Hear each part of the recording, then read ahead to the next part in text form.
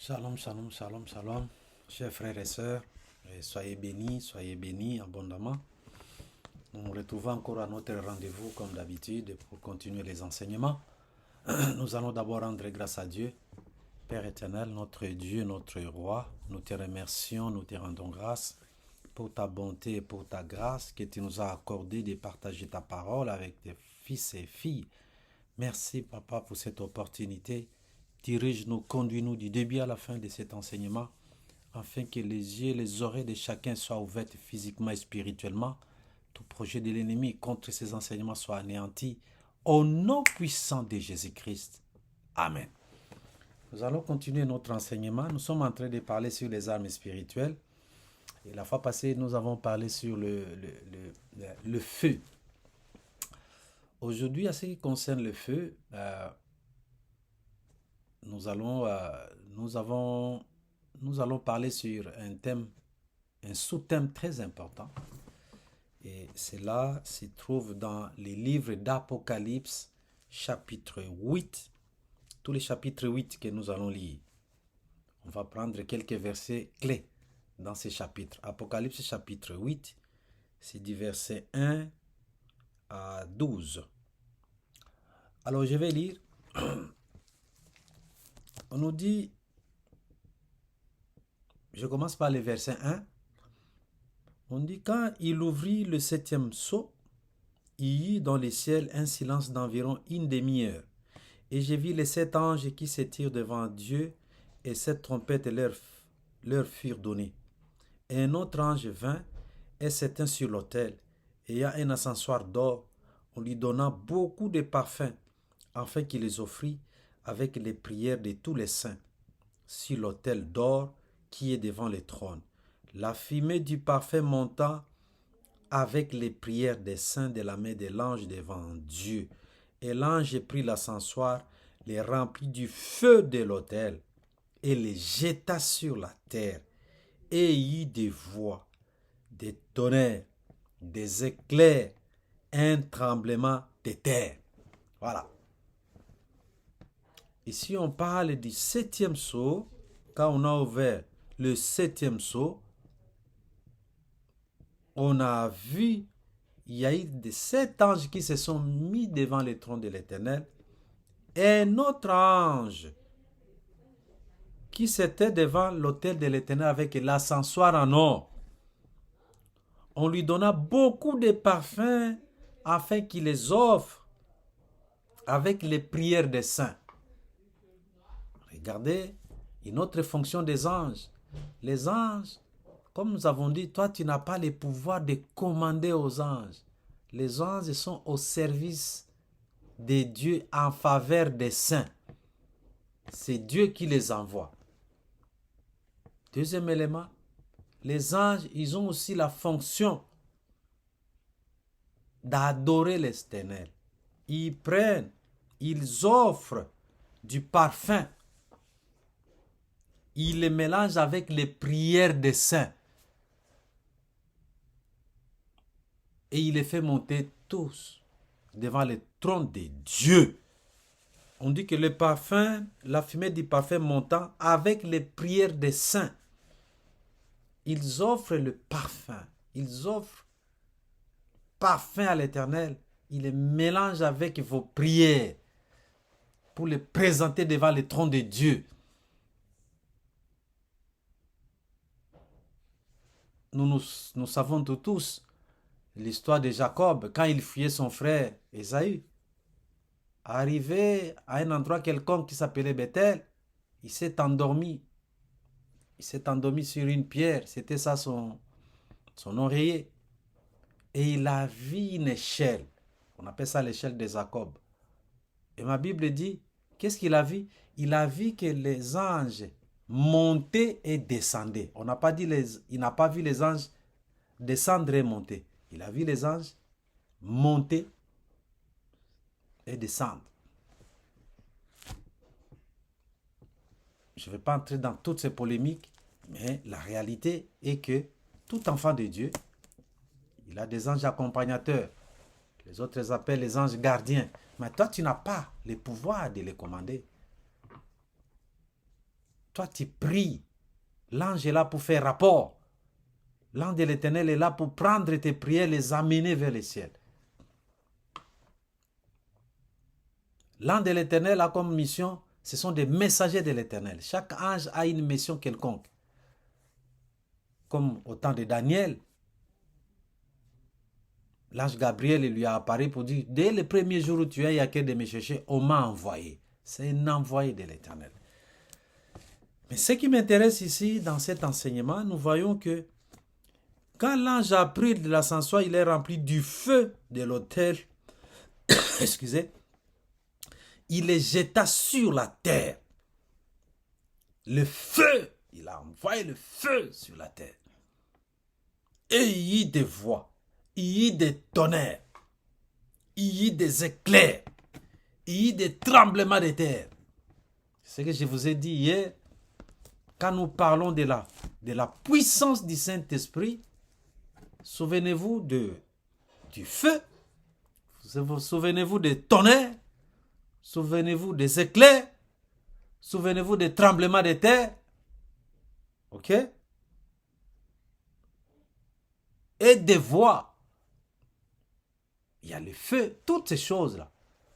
Quand je dis j'invoque la puissance du Saint-Esprit, descendre sur, il y a toujours ces éléments-là qui se manifesteront. Soit le feu va se manifester. Il y aura des éclairs, il y aura des tremblements de terre. Il y a des tonnerres. Et il y a la lumière. Ok? Et c'est ce qui m'intéresse. Quand ces choses-là se sont manifestées sur la terre parce qu'on a jeté le feu, je dis que le feu, c'est le symbole de la puissance du Saint-Esprit. Quand on l'a jeté sur la terre, ces choses se sont manifestées. Et au verset 6, on nous dit, et les 7 anges qui avaient les 7 trompettes se préparèrent à sonner. Le premier sonna de la trompette. Il y eut de la grêle et du feu mêlé du sang qui furent jetés sur la terre. Et le tiers de la terre fit brûler. Et le tiers des arbres fit brûler. Et toute l'herbe verte fit brûler. Voilà. Quand le premier ange a sonné de la trompette, on nous dit, il y eut de la grêle et du feu mêlé du sang qui furent jetés sur la terre. Et les tiers. Pourquoi on parle du tiers? C'est tout un message qui est codé. Les tiers ici symbolisent ce que nous lisons dans la Bible, Apocalypse chapitre 12, versets 3 à 4. Parce que Satan, quand il a perdu le combat au ciel, on l'a chassé. Il a entraîné avec lui les 1/3 des anges qui sont devenus ses démons. C'est ça les tiers. Apocalypse 12, versets 3 à 4, on dit, un autre signe parut encore dans le ciel, et voici c'était un grand dragon rouge, ayant 7 têtes et 10 cornes, et sur ses têtes 7 diadèmes. Ça qui entraînait les tiers des étoiles du ciel. Ce ne sont pas les étoiles que nous voyons là. Non, non, non, non, non. La queue de grand dragon a entraîné les tiers des étoiles du ciel. Satan, il a été précipité avec les tiers, 1/3. Si dit, je donne un exemple. Si Dieu a créé 9 anges, Satan en a pris 3. Les 2/3 sont restés avec Dieu au ciel. C'est pourquoi nous, en tant que des chrétiens, nous devons être sûrs, nous devons être rassurés, nous nous rassurons, nous avons cette confiance que dans les combats spirituels, le monde spirituel que nous avons, l'armée spirituelle de l'Éternel, c'est une armée très nombreuse par rapport à ce que Satan a. On doit se rassurer, tu dois être confiant de cela. Dans le monde physique, il y a moins de vrais chrétiens. Et il n'y a pas de neutre. Il faut qu'on se le dise. Il n'y a pas de neutre. Parce que les gens pensent, oh, moi j'ai entendu des gens dire ça. Je prends ma bière, je prends mon whisky, je bois, je m'enivre, je n'ai pas de problème avec quelqu'un, je ne pars pas dans vos églises, j'ai ma Bible avec moi, je la lis, je la médite comme je veux, et ça me suffit. Ça ne te suffit pas. Ou tu es, ou tu n'y es pas. C'est ce que la Bible dit, qui n'est pas avec nous et contre nous. C'est clair. Il n'y a pas de neutre. Le neutre appartient à Satan. Tu dois avoir une position. Ok? Il n'y a pas de neutre. Si toi tu dis que non, moi je suis neutre, tu n'es pas aussi neutre que tu le pensais. Tu as déjà été vaincu, c'est pourquoi tu ne combats plus. Quelqu'un qui ne combat plus, ça veut dire qu'il a déjà été vaincu. Ou il est dans les camps de l'ennemi. Et ces gens-là, ils vivent aisément, calmement. Oui, parce que notre Bible nous dit, à cause de moi, vous serez persécutés. On est persécuté, on est insulté, on est méprisé parce que tu crains Dieu. Ok? Alors, ici, quand le premier ange a sonné de la trompette, nous voyons qu'il y a la grêle. C'est une neige glacée. Et du feu mêlé du sang, ils furent jetés sur la terre. Et les tiers, je vous ai expliqué que les tiers, Apocalypse chapitre 12, verset 4, les tiers, vous comprenez que c'était les anges déchus, qui sont appelés les démons, qui s'étaient rébellés au ciel.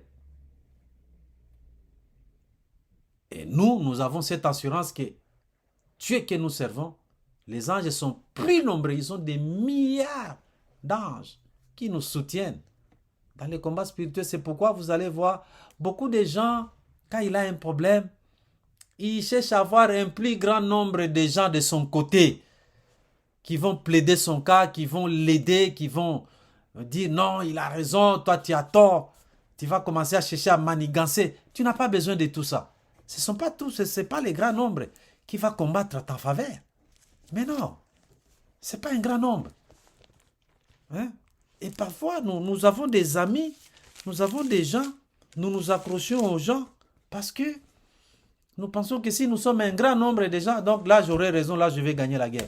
Mais ma Bible ne dit pas ça. Non, ma Bible dit ceci. Deutéronome chapitre 20, verset 1. On nous dit, je lis au nom de Jésus. Lorsque tu iras à la guerre contre tes ennemis et que tu verras des chevaux et des chars et un peuple plus nombreux que toi, tu ne les craindras point. Car l'Éternel, ton Dieu, qui t'a fait monter du pays d'Égypte, est avec toi. L'essentiel dans les combats, sache que tu es avec Dieu. Si tu es avec Dieu, vous êtes un plus grand nombre. C'est tout. Quand tu iras en guerre, sachez toujours mets-toi en tête que les gens qui te haïssent seront plus nombreux que les gens qui t'aiment. Même les gens qui semblent t'aimer là, ils ne t'aiment pas réellement. Il y a de cela. Les vrais amis sont moins nombreux. Nous nous accrochons aux gens. J'ai vu des personnes qui ont donné de l'argent. Ils se sont fait tout petits devant les gens parce qu'ils voulaient coûte que coûte avoir des ennemis. Afin que les jours où il aura les problèmes, ces gens-là vont l'aider. Tu n'as pas besoin de tout ça. Je ne dis pas que tu ne dois pas avoir d'amis. Tu dois avoir des amis. Tu dois avoir des amis. Nous vivons dans une société. L'homme, c'est un être sociable. L'homme ne peut pas vivre solitaire. Il y a des gens qui disent, moi, je vis seul, ça me suffit. C'est ton choix. Mais tu ne peux pas vivre seul. Va rester dans la forêt. Même dans la forêt, il y a des animaux qui ne vivent pas solidairement. Ils vivent en groupe. Okay? Donc, Ne soyez pas scandalisés dans votre vie quand vous voyez que les ennemis sont plus nombreux que les amis. C'est dans l'ordre normal des choses. C'est toi qui t'accroches aux gens pour dire, au moment où ils ne t'aiment pas. Ce sont des gens qui te combattent, tu sais qu'ils te combattent, mais tu ne veux pas les perdre. Tu ne veux pas les perdre parce que tu veux avoir un grand nombre de gens à ton côté. Tu n'as pas besoin de ça. Donc, ici, nous voyons que Satan, il a été en un tiers. On dit que les un tiers des arbres fut brûlé et de toute herbe fut brûlé. Un tiers. Qu'est-ce qu'on veut dire? Les un tiers des démons qui se trouvent sur la terre. Je dis bien la terre. Ici, c'est quoi? C'est que quand tu es en train de combattre les esprits impurs qui se trouvent dans la forêt, dans les herbes, sur la terre, ça veut dire dans les cimetières, où tu veux délivrer quelqu'un, où tu veux te délivrer des esprits qui se trouvent à ce niveau. Parce que les démons, ils ne sont pas partout. Ce ne sont pas des êtres omniprésents. Même Satan lui-même, il n'est pas omniprésent. Il est seulement à un seul endroit. Un seul endroit. On lui fait rapport. Souvenez-vous des fous de Gadara. Les fous de Gadara, c'est lui qui vivrait dans les sépulcres, dans les cimetières. Quand Jésus les a chassés, ils ont demandé quoi? De ne pas quitter la région. Ils ont dit, envoyez-nous seulement dans ces troupeaux. Envoyez-nous seulement dans ces troupeaux qui se trouvent là, des porcs. Parce que leur territoire, les Gadaréniens, c'est là était leur territoire. Il y a des esprits de territoire. On appelle ça les esprits territoriaux. Ce qui fait que tu peux arriver à un endroit. À chaque endroit, il y a toujours un esprit quelconque qui gère cet endroit-là. C'est comme ça. Quand on va parler des esprits territoriaux, vous allez bien comprendre cela. Mais c'est réel. Ce n'est pas de l'imaginaire. Parce qu'à chaque mauvais caractère, il y a un esprit. À chaque mauvais caractère, il y a un esprit. Il y a un esprit d'impudicité. Il y a un esprit de mensonge. Il y a un esprit de vol. Vous allez arriver dans un quartier où vous trouvez que tous les jeunes de ces quartiers-là, ils n'aiment pas les études. Il y a un esprit. C'est pourquoi ma Bible dit, errez les pauvres en esprit. Parce que les gens pensent que si tu n'as pas l'argent, c'est là où tu verras le ciel. Ce n'est pas vrai. Errez les pauvres en esprit. Pauvre en esprit, ça signifie tu n'as qu'un seul esprit. Quand on dit que tu es pauvre en habits, ça signifie que tu n'as pas assez d'habits. Il est pauvre en chaussures. Tu n'as pas assez de chaussures. Peut-être tu n'as qu'une seule paire de chaussures. Et on a transformé cela. Ah non, je suis pauvre, je n'ai pas l'argent, je verrai le ciel. Qui te dit ça? Quand Dieu bénit, c'est-à-dire les gens que Dieu a bénis, matériellement, ils ne verront pas le ciel. C'est Dieu qui les a bénis. Ce n'était pas une histoire de bénédiction. Ce n'était pas une histoire d'argent. L'histoire de Lazare, les pauvres, Lazare avec les riches. C'est que les riches, avec son argent, ils ne voulaient pas aider les autres. Ils ne voulaient pas aider les pauvres. C'est ce qui l'a amené dans la tourmente, dans les lieux de tourment. Ce n'est pas parce qu'il était riche, c'est parce qu'il ne voulait pas aider les pauvres. Il faut qu'on se comprenne bien. Parce que quand tu dis, ah non, on dit errer les pauvres, c'est les pauvres en esprit. Quand tu as le Saint-Esprit, il y aura maintenant, on dit le fruit du Saint-Esprit. Il va manifester toutes ces choses-là que vous connaissez. Les Galates 5, 22 que vous connaissez. Le fruit, c'est ce qu'on dit. Parce que seul le Saint-Esprit peut te donner cela. Ok? On parle de fruits. On n'a pas parlé au pluriel que les fruits. Non. Le Saint-Esprit, il t'accorde les fruits. Galates. Parce que, lisez bien. Mais le fruit, un fruit du Saint-Esprit, sais pas si vous avez déjà constaté cela. Mais le fruit du Saint-Esprit, c'est dans ces fruits-là, dans ces seuls fruits, c'est l'amour, il y a la joie. Dans ces mêmes fruits, il y a la paix, il y a la patience, la bonté, la bénignité, ok? La fidélité, la douceur, la tempérance. Dans un seul fruit, il y a toutes ces choses. Mais quand vous avez des fruits, c'est-à-dire vous êtes riche en fruits, l'impudicité, le vol, les mensonges, la haine, la colère, là vous ne verrez pas Dieu parce que vous avez beaucoup de fruits. Ok? Parce que chaque esprit a une spécificité bien claire. Quand vous êtes menteur, vous avez l'esprit de mensonge en tout. Quand vous êtes voleur, vous avez un esprit de vol. Ce n'est pas le même esprit. Quand on fait la délivrance, on voit toutes ces choses. Vous chassez tel esprit, sort. Et c'est mieux de spécifier. Quand plus vous spécifiez, plus c'est clair. Quand vous voyez quelqu'un qui aime trop les mensonges, il a l'esprit des mensonges. Il faut chasser l'esprit des mensonges. Quand vous avez quelqu'un qui a l'esprit de haine, il a l'esprit de haine et des mensonges aussi. Ce n'est pas le même esprit. Donc, ici, nous voyons que l'esprit, c'est la terre qui fut brûlée à un tiers. J'ai dit les esprits territoriaux. Les esprits qui occupent cet endroit. Vous avez été liés dans la forêt. À chaque fois quand vous dormez, vous rêvez que vous êtes entré, vous êtes dans la forêt. Les gens que j'encadre, les gens qui sont passés par la délivrance, ils font toujours des témoignages. Ah frère, moi j'ai toujours rêvé, je suis dans la forêt. Moi je dis, pourquoi tu rêves dans la forêt? Tu ne sais pas pourquoi? Ça dit, il y a une partie de toi qui est là. Ça dit, tu es emprisonné là. Oh non, moi je rêve toujours. Même l'endroit où tu as vécu, tu étais toute petite. Tu es tout petite, tu es toute petite. Tu continues à rêver de cette maison-là. Pourquoi? Parce qu'il y a une partie de toi qui est restée là-bas dans cette maison. C'est ça la réalité. Dans combien de maisons toi tu as vécu? Il y a des gens qui ont eu la chance dans leur vie. Ils ont vécu seulement dans la maison de leur père et leur mère, de leurs parents.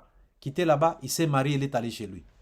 Mais nous autres ici, c'est chez l'oncle, chez la tante, chez les amis, les connaissances.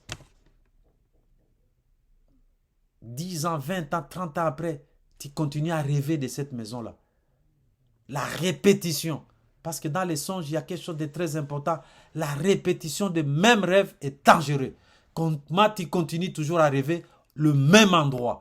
Tu rêves le même endroit, toujours et encore. Sachez que tu es lié là-bas. Il y a une partie de toi qui est liée là-bas. C'est comme une puce électronique. Tu as une télécommande. Pour allumer la télé, tu appuies et ça ouvre la télé. Si tu as une télé, je ne sais pas moi, Philips, tu n'auras que la télécommande Philips. Si c'est Samsung, c'est Samsung. Ainsi de suite. Une télécommande Philips ne peut pas ouvrir la télé Samsung. Pourquoi? Parce que la même puce qui est dans la télécommande n'est pas dans la télé. Il faut que ça soit télécommande de même marque. Mais si c'est la même puce qui est dans la télécommande, c'est la même qui est dans la télé, tu appuies et ça va ouvrir.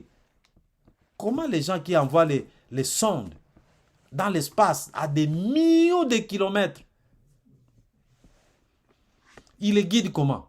Parce que la même puce qu'ils ont mis dans la satellite, c'est ce qu'ils ont dans leur poste de commandement. Le même. Et c'est comme ça que toi, tu continues à rêver la même maison où tu as vécu, tu étais encore toute petite. Ça dit, il y a une partie de toi. Si c'est toi, tu te vois toujours dans cette même situation, eh bien, cette prière, elle est la vôtre. Invoquez quoi? La grêle et le feu mélangés du sang. Le sang de Jésus. Ce n'est pas le sang de l'agneau. Ce n'est pas le sang des boucs. Ce n'est pas le sang de ton oncle. Ce n'est pas ton sang. Toute personne qui a été liée dans des maisons ou sur la terre, on a pris ton nom, on a fait une cérémonie, on t'a mis dans une calebasse, on t'a mis dans c'est pas dans une bouteille, on a creusé, on a mis sous la terre. Excusez, on a mis sous la terre, on a mis dans la forêt ou dans un tronc d'arbre, quelque part, invoquer le feu, les pieds de grêle, la grêle, mélangé du sang de Jésus, et tu seras libéré. C'est ce qui va détruire ces démons-là, les gardiens des prisons là, de la forêt. C'est simple. Je crois que c'est très simple. Toi qui rêves des cimetières, il y a des gens, quand les gens m'appellent, vous allez entendre leurs témoignages, ça va vous faire, tu auras peur. Comment tu vas rêver toujours les cimetières? Ça dit, tu es lié aux esprits des cimetières. Il y a une partie de toi qui est déjà enterrée. Tu rêves toujours la forêt, tu rêves toujours les arbres, les herbes. Toi qu'on t'a fait boire des breuvages diaboliques, invoquer la grêle et le feu mêlé du sang de Jésus. Et tu seras libéré au nom de Jésus-Christ. Simple comme bonjour.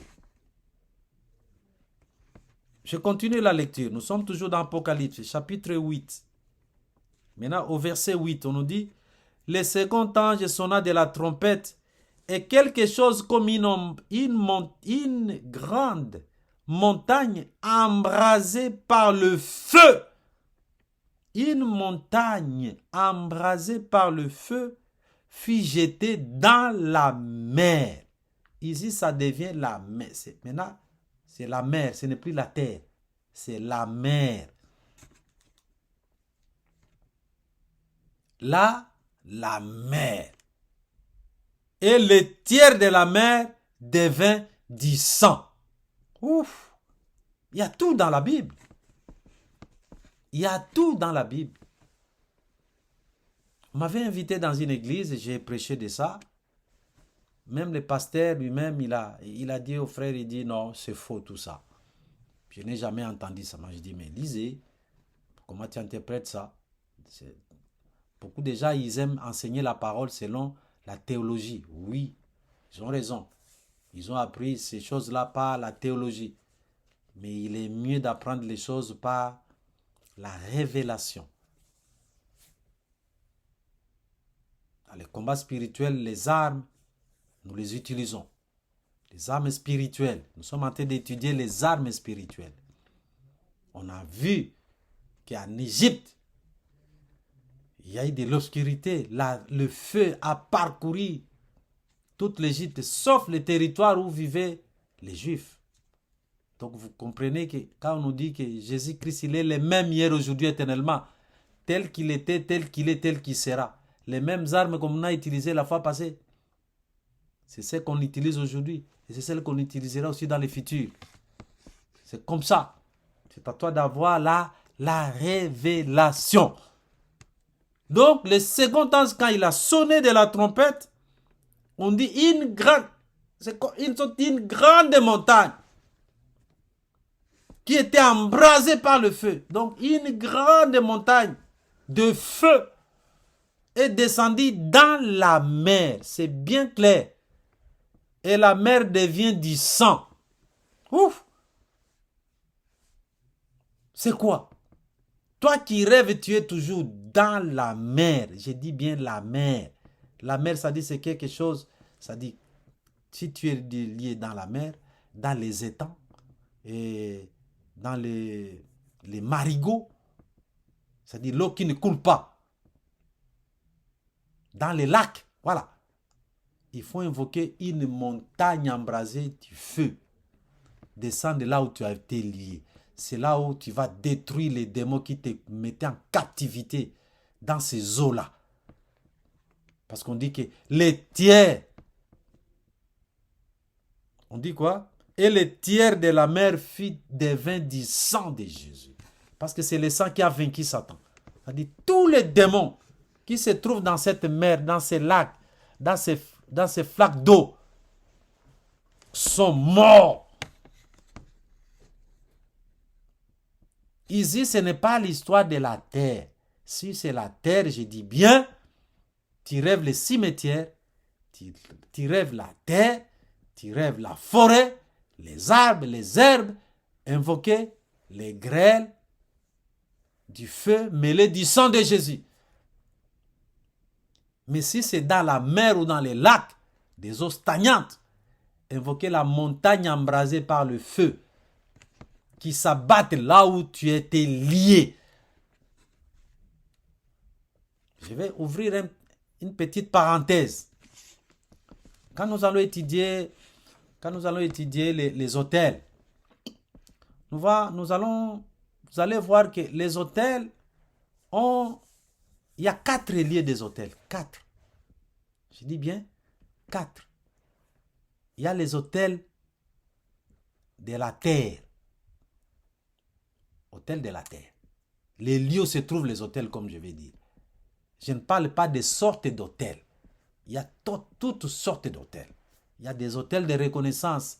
Il y a les hôtels de deuil. Il y a les hôtels de réclamation. Il y a des hôtels familiaux. Il y a beaucoup de genres d'hôtels. Mais ici, je parle des lieux des hôtels. Où se trouvent ces hôtels? Où localiser ces hôtels? Il y a les hôtels de la terre. C'est-à-dire ces hôtels-là, ils utilisent la terre. Et quand on parle de la terre ici, ce n'est pas n'importe quelle terre. C'est-à-dire les hôtels des cimetières. Il y a les hôtels des forêts. Ok? Nous autres ici, moi je suis né au village. Je voyais, il y avait des mamans guérisseuses. On ne pensait pas que c'était des sorcières. On dit non, elle a hérité ça de sa grand-mère, de ses parents, pour guérir les gens. Mais la personne là, si tu es malade, avant d'entrer dans la forêt, il va dire tu vas lui donner l'argent des transports. C'est là où il va te cueillir les médicaments. Si tu ne donnes pas, il ne va pas entrer. Il n'entre pas. C'est quoi? Il va aller dans son hôtel. C'est-à-dire, il collabore avec les esprits de la forêt. L'hôtel, c'est son camp militaire. C'est là où se trouve sa puissance. Mais sa puissance-là utilise les esprits des forêts. Il y a des religions. Tu es malade, ils vont t'amener au cimetière.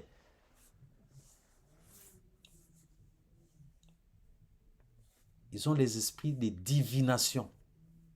Je ne vais pas entrer dans les polémiques avec des églises là, mais il y en a. Plein. Et d'autres, une grande église, vous allez trouver que cette église-là, quand vous voyez cette église, tu ne vas pas faire même 1 kilomètre, tu vas trouver un cimetière. Parce que les responsables de ces églises, tous les jours, ils vont au cimetière. C'est eux qui dirigent les cimetières. Ce n'est pas la forêt. Et ce sont les cimetières. Ils tirent leur puissance des cimetières. Ce sont les lieux des hôtels. Donc je parle des hôtels des cimetières. Je parle des hôtels des forêts. Ok? Et les riverains, les gens qui vivent tout près des cours d'eau. Et ils ne vont pas dans la forêt. Et pour avoir les médicaments, ils doivent aller à la rivière. Ou au lac. Ou à la mer. C'est là qu'il va aller tirer les produits là, avec lesquels il va te soigner. Il y a les hôtels des eaux. Et troisièmement, il y a les hôtels de l'air. 4. Quand vous luttez avec, parce que j'entends les gens, oh, je brise les hôtels. Plus c'est spécifique, plus c'est clair. Si tu veux briser les hôtels, les cimetières et les hôtels des forêts, il faut invoquer la grêle, le feu mêlé du sang de Jésus. Si tu veux briser les hôtels des eaux, une partie des eaux, tu vas invoquer la montagne embrasée par le feu, afin de transformer ces eaux-là en sang. C'est là où tu vas détruire les démons, les camps militaires des démons qui se trouvent dans les mers et dans les lacs. Amen. On va continuer la fois prochaine. On va prier, nous allons rendre grâce à Dieu. Père Dieu de gloire, nous te remercions, nous te rendons grâce. Les bons bergers, merci éternel. Que ton nom soit béni dans nos vies. Au nom puissant de Jésus-Christ. Amen. Soyez bénis et que Dieu vous bénisse. Bye.